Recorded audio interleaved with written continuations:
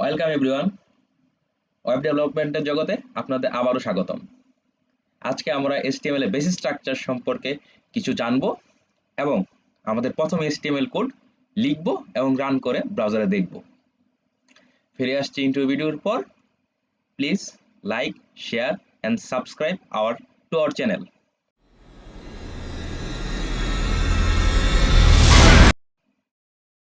HTML সম্পর্কে জানার সময় আমরা ওয়েব পেজকে বা ওয়েবসাইটকে একটি মানুষের সাথে তুলনা করেছিলাম।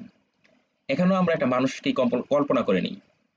মানুষের যেমন একটি মাথা থেকে শুরু করে বডি স্ট্রাকচার পায়ে এসে শেষ হয়, তেমন প্রতিটি HTML ট্যাগেরই একটা স্টার্টিং ট্যাগ এবং একটা এন্ডিং ট্যাগ থাকে। যেমন আমরা এখানে দেখতে পাচ্ছি একটা HTML ফাইলের স্টার্টিং ট্যাগ হচ্ছে HTML এবং এন্ডিং ট্যাগ হচ্ছে s/HTML। তাহলে আমরা দেখতে পাচ্ছি একটা স্টার্টিং ট্যাগ এবং একটা এন্ডিং ট্যাগ। HTML স্ট্রাকচারের প্রধান দুটি অংশ হচ্ছে HTML ট্যাগের ভিতর হেড এবং বডি।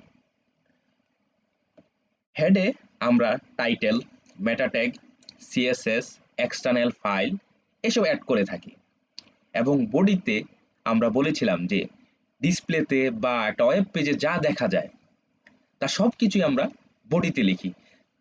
তো ফল দাঁড়াচ্ছে কি, আমরা বডিতে যা লিখব তা হচ্ছে আমাদের ডিসপ্লেতে বা ওয়েবসাইটে শো করবে, আর হেডে আমরা যা লিখব তা হচ্ছে বিভিন্ন এক্সটার্নাল ফাইল অ্যাড করা, টাইটেল দেওয়া, CSS দেওয়া। চলুন এখন আমরা নোটপ্যাড প্লাস প্লাসে চলে যাই, আমাদের কোড এডিটরে চলে যাই এবং আমাদের প্রথম কোডটি লেখার চেষ্টা করি। চলুন আমরা নোটপ্যাড প্লাস প্লাসটি ওপেন করি। এখন আমরা HTML স্ট্রাকচার অনুযায়ী প্রথমে আমরা HTML এর স্টার্টিং ট্যাগটি লিখি, HTML, তারপর আমরা HTML ক্লোজিং ট্যাগটি লিখি /HTML। আমাদের HTML স্টার্টিং এবং ক্লোজিং ট্যাগ হলো। চলুন এখন আমরা প্রথম অংশটা হেড সেটা লিখি, হেডের স্টার্টিং ট্যাগ, হেডের ক্লোজিং ট্যাগ, হেড, আমাদের ক্লোজিং ট্যাগে স্ল্যাশ দিতে হবে। আমরা এখন বডির স্টার্টিং এবং ক্লোজিং ট্যাগটি লিখি, body starting tag, body closing tag. এখন আমরা ফাইলটিকে সেভ করি। ফাইলটিকে সেভ করার জন্য আমরা উপরের কর্নারের ফাইল থেকে সেভ অপশনে যেতে পারি অথবা কিবোর্ডের Ctrl+S বাটনটি ক্লিক করতে পারি। চলে গেলাম, আমরা ডেস্কটপে ফাইলটিকে সেভ করব। আমরা একটা ফোল্ডার করে নেই যাতে আমরা এই সিরিজে সবগুলো ফাইল একসাথে রাখতে পারি HTML নামে। আমরা প্রথম ফাইলটিকে সেভ করি, তার জন্য ফাইলটির নাম দেই first.html।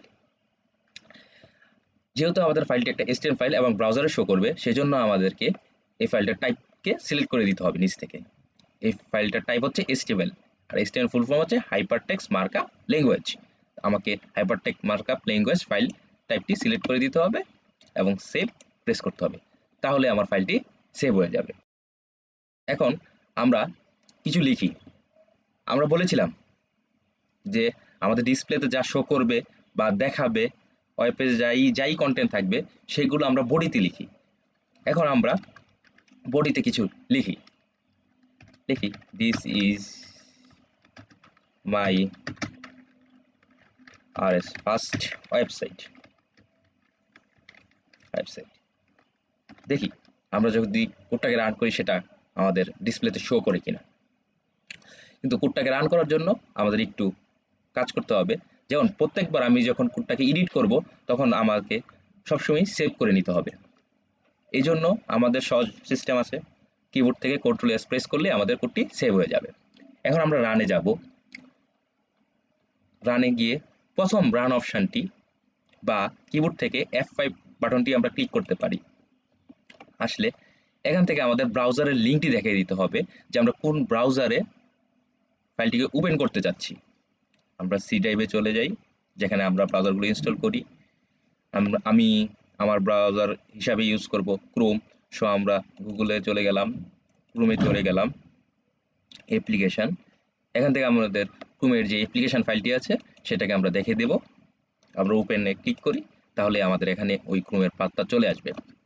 তারপর আমাদের একটু কিছু লিখতে হবে, দেখা হচ্ছে space colon quotation $, first bracket FULL ফুল